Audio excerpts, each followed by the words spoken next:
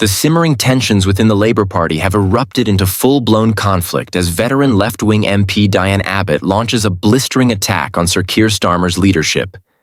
In a fiery tirade, Abbott accused Starmer of being out of touch with the Labour Party's roots, claiming he lacks a genuine understanding of the party or politics in general. While Starmer may have sidelined the left with surgical precision, Abbott argues this triumph has come at a steep cost, alienating the party's traditional base and sowing division among its ranks. This clash underscores a deeper ideological rift within Labour, raising a critical question. Can Starmer keep the party united while governing effectively, or will Abbott's rebellion spark a broader left-wing resurgence? The Waspy women's anger is palpable, and who can blame them?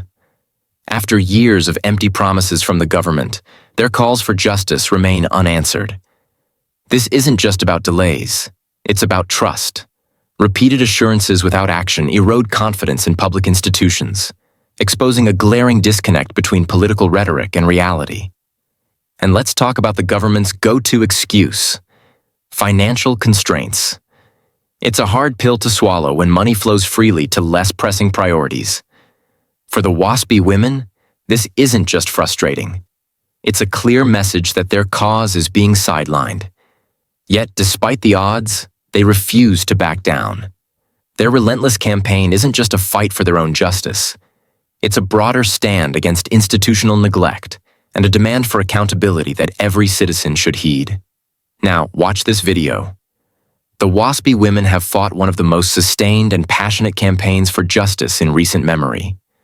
Year in, year out, promises were made to them, but the government has failed to deliver. "I understand the issue about the cost," said the Prime Minister. "But does the Prime Minister really understand how let down Waspy women feel today?" "I do understand the concern, of course I do," he replied. But the research is clear. 90% of those impacted knew about the change. In those circumstances, the taxpayer simply can't afford the burden of tens of billions of pounds of compensation.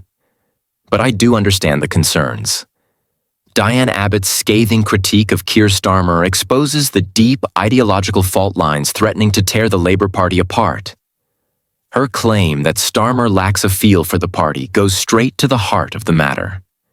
The ongoing battle between Starmer's centrist agenda and Labour's traditional left-wing roots is intensifying. Abbott doesn't mince words.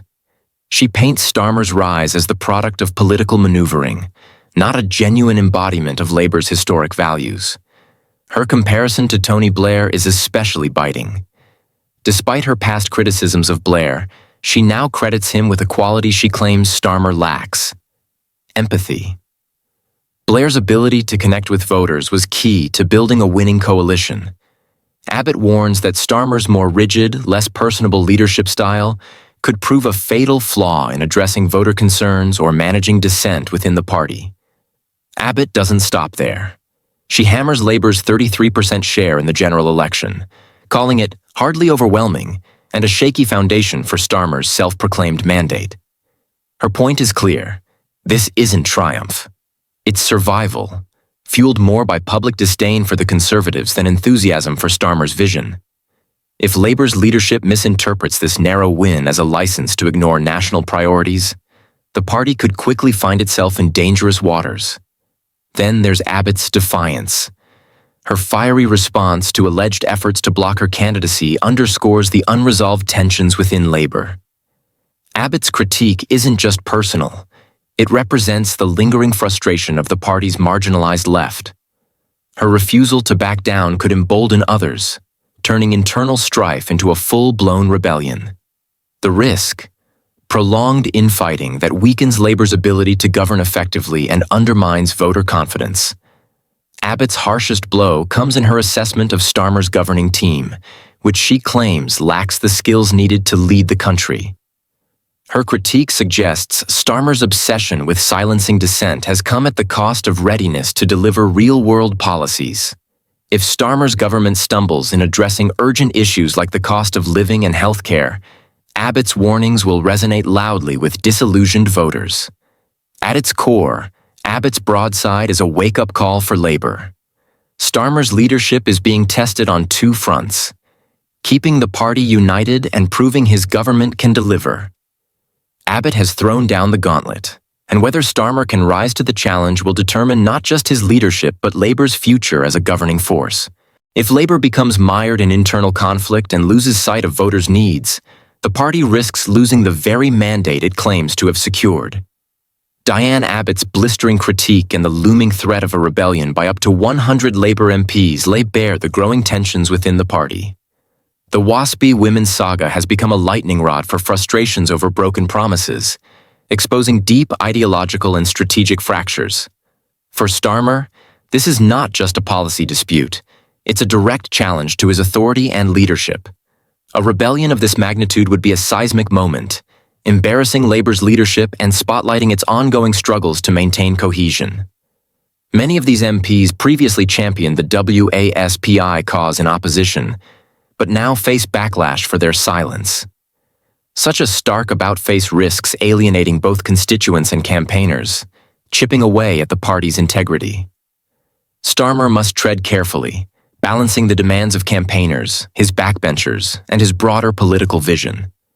Failure to do so could further fracture the party and tarnish Labour's image. The Waspy issue cuts to the heart of Labour's identity. For decades, the party has prided itself on being the voice of fairness and equality. Yet its failure to deliver on promises of compensation for Waspy women who face financial insecurity and systemic injustice undermines this perception. The Waspy campaign enjoys broad public sympathy, and Labour's inaction risks reinforcing the damaging narrative that politicians are out of touch and untrustworthy. Adding to the pressure is the Liberal Democrats' decision to table a motion condemning the government's stance on WASPY women. This shrewd political move positions the Lib Dems as champions of justice for the affected group. If Labour fails to back the motion, it risks alienating Waspy supporters further, handing the Liberal Democrats an opportunity to seize ground as the party willing to fight for fairness. This episode underscores a recurring critique of Keir Starmer. His cautious centrist leadership style often leaves him caught between factions, alienating both the left-wing base and grassroots campaigners. Abbott's pointed remarks about Starmer's lack of empathy and political instincts reflect broader dissatisfaction within the party and among voters. If Starmer continues to appear overly pragmatic and hesitant to champion bold social causes, he risks losing the trust and enthusiasm of those disillusioned by years of unmet promises. Labour's electoral success hinges on winning back disillusioned voters, and the Waspy debacle could be a defining moment. Starmer must act decisively to address this crisis, or risk turning a moment of potential unity into a deeper divide that weakens Labour's standing, both within the party and across the electorate. Diane Abbott's vocal opposition is not just a personal grievance, but a symbol of deeper ideological fractures within the Labour Party.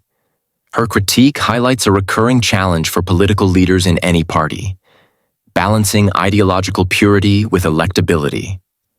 While Keir Starmer has worked to position Labour as a credible alternative to the Conservative government, Abbott's accusations of sidelining the left reveal the lingering wounds from these political maneuvers. Starmer's approach to leadership, characterized by cautious centrism, has yielded mixed results. On one hand, it has attracted some disillusioned centrist voters who felt alienated during Jeremy Corbyn's leadership. On the other, it has sparked resentment among traditional Labour supporters who view his leadership as a betrayal of the party's founding principles.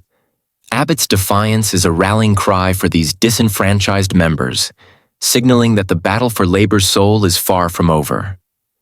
The Waspy women's plight is another flashpoint exposing the broader discontent with modern politics. These women, many of whom spent decades contributing to the economy, now find themselves at the mercy of policies that disregard their sacrifices. The government's unwillingness to address their concerns with tangible solutions has not only eroded trust, but also given opposition parties like Labour an opportunity to champion their cause. Yet Labour's perceived inaction on the Waspy issue risks undermining its credibility as a party of justice and fairness. The party's hesitation to fully back the Waspy women, likely stemming from fears of financial implications, raises questions about its willingness to prioritize social justice over political expediency. If Starmer's leadership continues to project this cautious image, it could alienate voters who crave bold action in the face of systemic injustices. Abbott's comparison of Starmer to Tony Blair is a double-edged sword. While Blair's ability to build coalitions and connect with voters made him one of Labour's most successful leaders, his policies and legacy remain controversial among the parties.